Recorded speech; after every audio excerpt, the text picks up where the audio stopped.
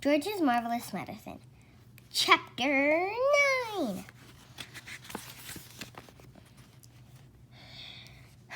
The pig, the bullocks, the sheep, the pony, and the nanny-goat.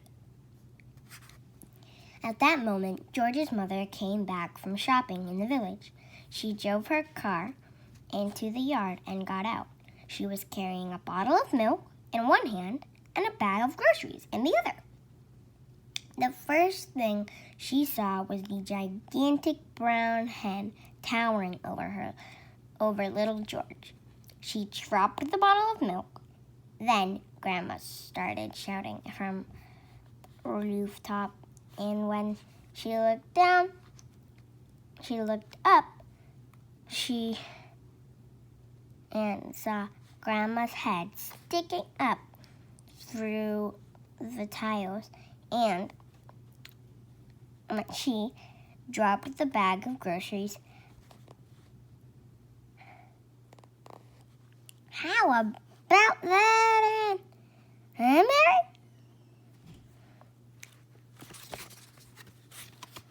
Grandma shouted. Bet you never seen a hen as big as that. That's George's giant hen, that is.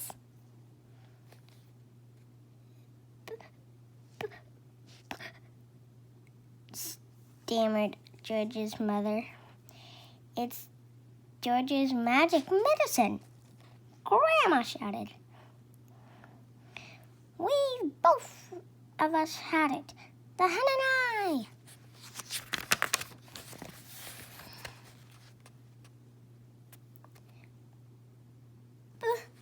How in the world did you get up on the roof? Cried the mother. I did it! Cackled the old woman. My feet are still standing on the floor in the living room. This was too much for George's mother to understand. She just goggled and gasped. Yeah. Oh, you're right, gasped. Sorry.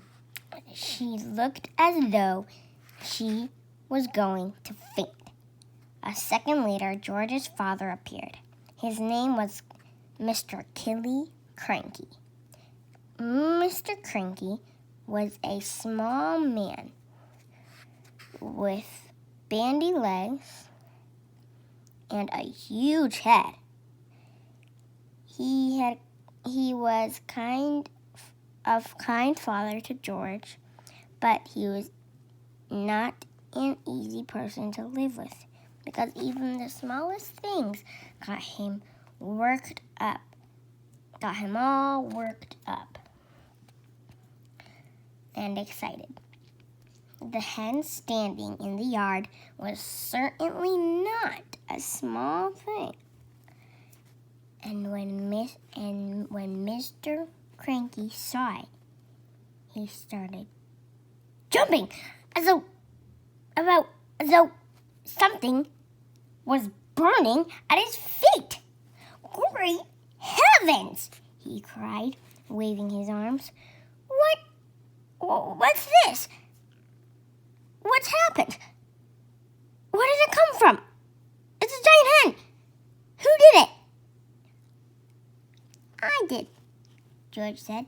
Look at me! Grandma shouted from the rooftop. Never mind about that. What about me? Mr. Cranky looked up and saw Grandma. Shut up, Grandma, he said. It didn't seem to surprise him that the old girl was sticking up through the roof. It was the hen that excited him.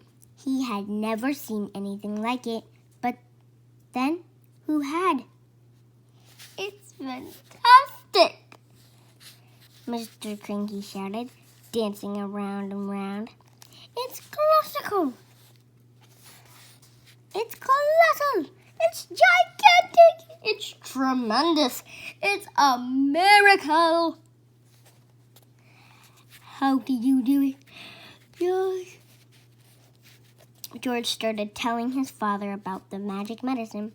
While he was doing this, the big brown hen sat down in the middle of the yard and went, "Cluck, cluck, cluck, cluck, cluck, cluck, cluck." Everyone stared at it.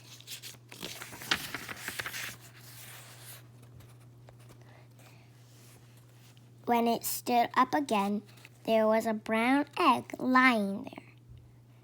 The egg was the size of a football. The egg would make scrambled eggs for 20 people. Mrs. Cranky said,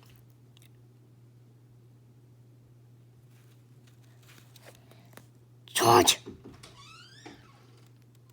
Mr. Cranky shouted, "How much of this medicine have you got?"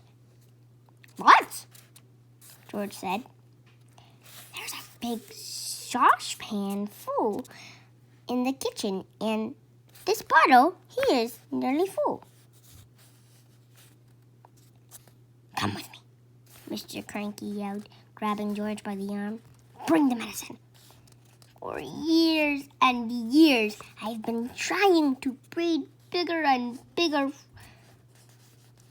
and bigger animals. Bigger bulls for beef, bigger pigs for pork, bigger sheep for mutton." They went to the pig's first. George gave a spoonful of medicine to the pig. The pig blew smoke from its nose and jumped about all over the place. Then it grew and grew. In the end, it looked like this.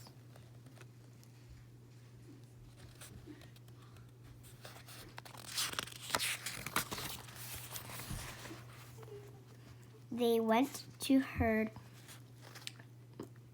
of fine black bullocks that Mr. Cranky was trying to fatten for the market.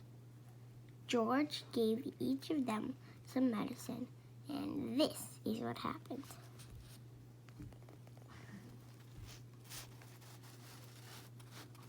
Then the sheep.